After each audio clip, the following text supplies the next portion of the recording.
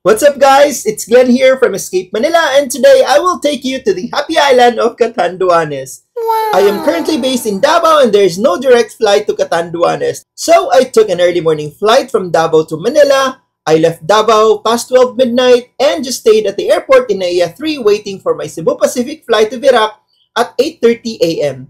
Ayun, nakaalis naman kami on time. Andito ako ngayon sa NAIA and it's almost 6 a.m. Nakapag-bag drop na ako kasi nag-check-in na online tapos nag-bag drop na ako kanina lang. Tapos sinaantay ko na lang yung mga kasama ko papuntang Virac. We just boarded for this flight to Catanduanes and it's 8:30 a.m. The flying time is around an hour or more. And I requested a window seat for this flight so I can see the island later once we are about to land or Virac. So sit back and relax and I'll show you Catanduanes. Ladies and gentlemen, maganda sana if clear ang sky and nakaupo ka sa window seat on the right side, yung seat F, makikita mo yung Mount Mayon. Papuntang Catanduanes. Cloudy nung lumipad kami, so medyo kita lang siya. We just landed here in Cabin crew dissolvers for arrival and cross-check. Your cabin crew will stand up momentarily to do safety-related procedure.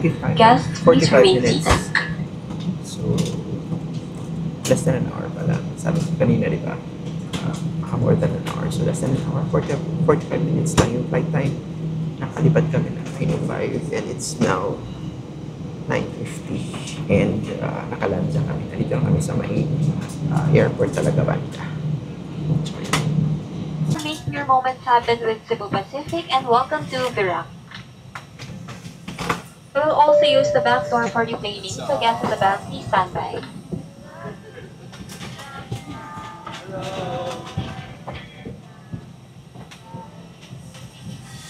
Pagdating ng Catanduanes, we were greeted by the staff of the Provincial Tourism Office and meron palang pa-welcome doon sa labas ng airport. Nag-photo op lang saglit, then we went straight to Rockdale Inn to check in. So we're here now sa airport and then we are going to the hotel or accommodation. It's called Rockdale Inn in the town center of Virac. pag nabagyo, tayo ng bahay. Sure. Kaya happy Irma. As far as I remember, Tingnan sa naman malapit kasi lang hindi dito ko nakakalanas ng ano na. sa town center. Ay, oo, malapit din kasi sa Sa hostel. pag-classification. Oo, kasi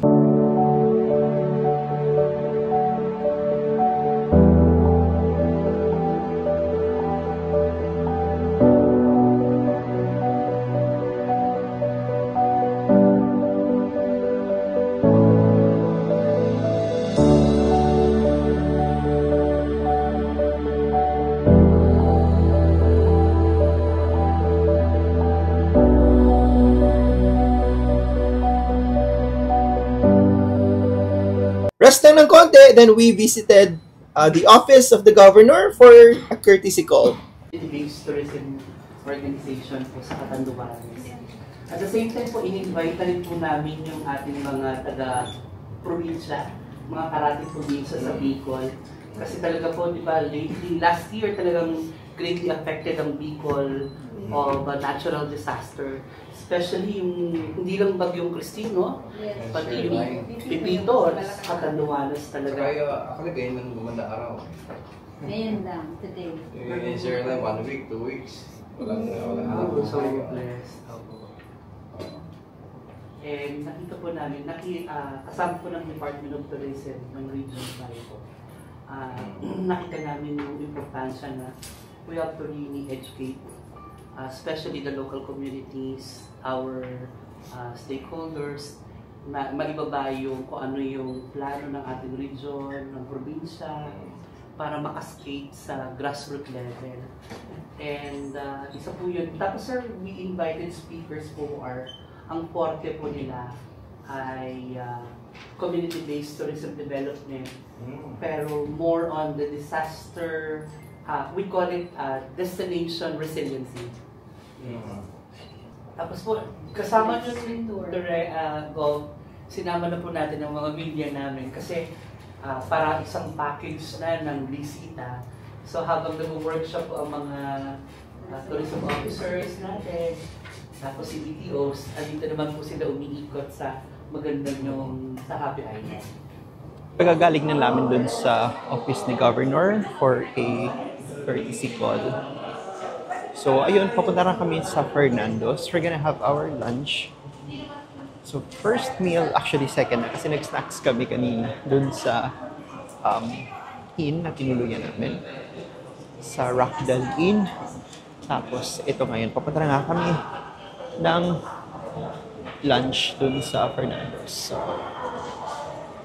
tapos nag-lunch kami sa Fernando's Asian Cuisine. Sobrang dami ng pagkain, guys. In fairness, masarap and nabusog talaga kami. Matapos mabusog sa lunch, we started exploring the province. Our first stop was at the Tourism Provincial Office of Catanduanes para bisitahin naman ang Museo de Catanduanes and learn a little bit of history about the province. Andito naman kami ngayon sa Museo de Catanduanes and nasa loob siya ng Provincial Tourism Office, the building. And maraming mga collections dito. May mga abaca dress, different kinds. Yan yung merong, ito daw, ito yung highest quality. Yung red dress na yan, abaca pinukpo. If you can see it, napaka-fine ng ano niya, ng hibla. Unlike dito sa mga second and third class na medyo ano, ayan, makikita nyo naman na di gaanong fine yung hibla, yung abaca fiber. But this one, it's so fine. So, ito na yung pinaka taas na klase ng abaca fiber. Ayan. So, meron din sila mga panlalaki na mga collection. Ayan. Ayan. Ito yung abaca fiber. Ayan. So, yun, aside dito sa mga abaca fiber and abaca dress, meron sila ibang collections dito na yung mga lumang gamit and other stuff. So, punta kayo dito, guys. If you want to experience a little bit of, you know, culture and history of Catanduanes. Where the Catanduanes got its name. So, bale, nakuha yung pangalan ng Catanduanes from the native click beetle, which is tando, na marami dito sa Catanduanes. So, from the word tando, naging Katanduan, and later on, naging Catanduanes na. Then, yung isa pong pinagbasehan is yung Samdong tree. Samdong tree is abounded dito sa island po namin. So, a place with many samdong is kasamdungan. Then, nung dumating po yung mga Spaniard, siguro po parang na-misinterpret nila yung kasamdungan. So, instead of kasamdungan, naging katandungan. But hindi nila masyado masalita yung NG. So, that's why naging katanduan na later on naging Catanduanes. But originally, yung Catanduanes po is tinatawag talaga ng mga native dito sa Catanduanes na Isla de Cubo. So, bakit? Kasi po, yung mga native before is nakatira po talaga sa typical na bahay kubo. So, that's why tinawag na Isla de Cubos. Then Catanduanes is a sub-province of Albay before. So, through the help of Congressman Francisco Alcantara Perfecto, bali siya po yung nag-file ng House Bill sa Congress to separate the Catanduanes from the province of Albay. So, that was year 1945. So, that's why we are celebrating Katandungan Festival during October yearly. Maliit lang ang museum but you will learn a lot from it. Isa sa highlights ng museum is yung mga collection ng abaca fabrics and dresses. Ang Catanduanes pala ay ang abaca capital ng bansa. Yun nga, sir, ang Catanduanes ay tinawag na Abaca Capital of the Philippines. So, dito sa Museo de Catanduanes, makikita natin ang mga iba't ibang disenyo na made of abaca. Like, ito yung mga pinukpok natin dito, is a modern abaca. And then, aside from abaca, may mga iba't iba pa tayo dito, mga artifacts na na-collect dito sa Catanduanes. Like yung mga tapanan, yung trapichi, to how to extract sugarcane, and also yung mga dress na mga saint natin na dito mismo ginawa po. So, iba't iba, madaming makikita dito sa mesa, hindi lang po mga made of abaca, mga artifacts din po. So, invite mo yung mga tao to go here, yung mga tourists na so everyone, i-invite ko po kayo na mag-visit po sa Museo de Catanduanes para makita po ang kakaiba at kagandahan dito sa museo. Yun lamang po. Our second stop was at Impling's Latik, one of the pioneer and renowned manufacturer of latik in Catanduanes. Hindi lang namin natikman ang pinagmamalaki nilang latik, nakita din namin ang proseso ng paggawa nito. Matrabaho siya and takes time bago maluto. Umaabot ng 4 na oras ang pagpapakulo dito to make sure na luto talaga and matagal masira. I had a chance to talk to the owner, Mr. Simplicio, Chef Impling Mendoza, founder of Chef Impling Delicacies. And he shared a little bit of a story on how he started a family business. Paano ba kayo nag-start dito sa negosyong ito po? Yeah. I started, ito na ang latest kong venture because I started handicraft, piggery, poultry, then bakery.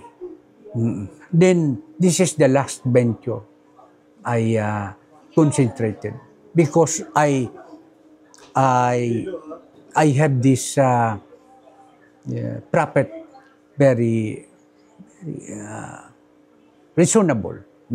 Kailan po kayo nag-start dito sa paglalatik, paggawa po? Mga 2010 ba? 10. Pero konti-konti lang.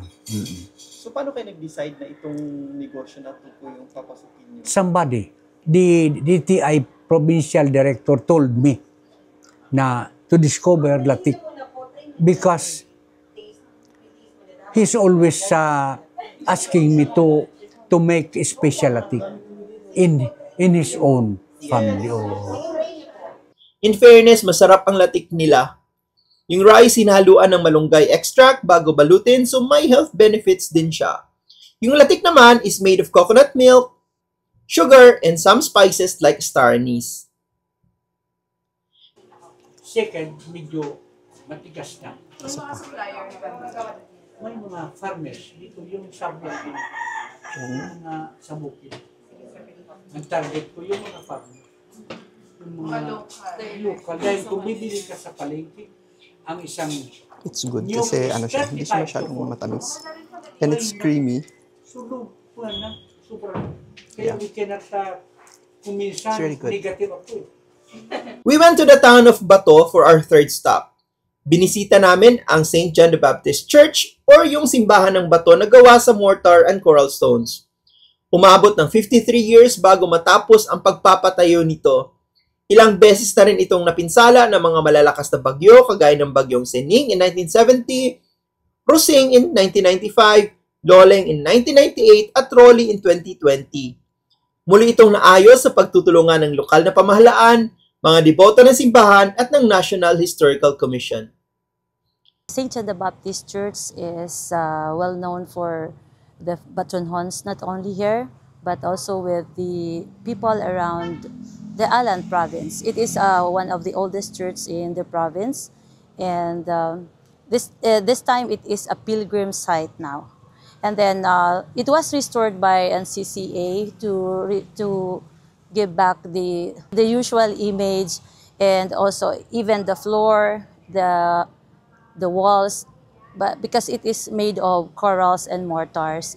It is known for its archaeological design. It's actually our hidden gem for all of us, the Batunhons, because of its scenic spot wherein you can see the Batu River and the 360 of the view. You can see the longest bridge in Catanduanes, which is the Batu Bridge. So the vicinity of the church is very much welcome. It is welcoming, giving a warm welcome to all the tourists. Last stop of the day was at the Happy Island marker. Ayun, nag-photo op lang kami saglit, then back to the hotel na. Yun lang for now, guys. Don't forget to subscribe and watch out for the next episodes of this Catanduanes series. Until next time, amping!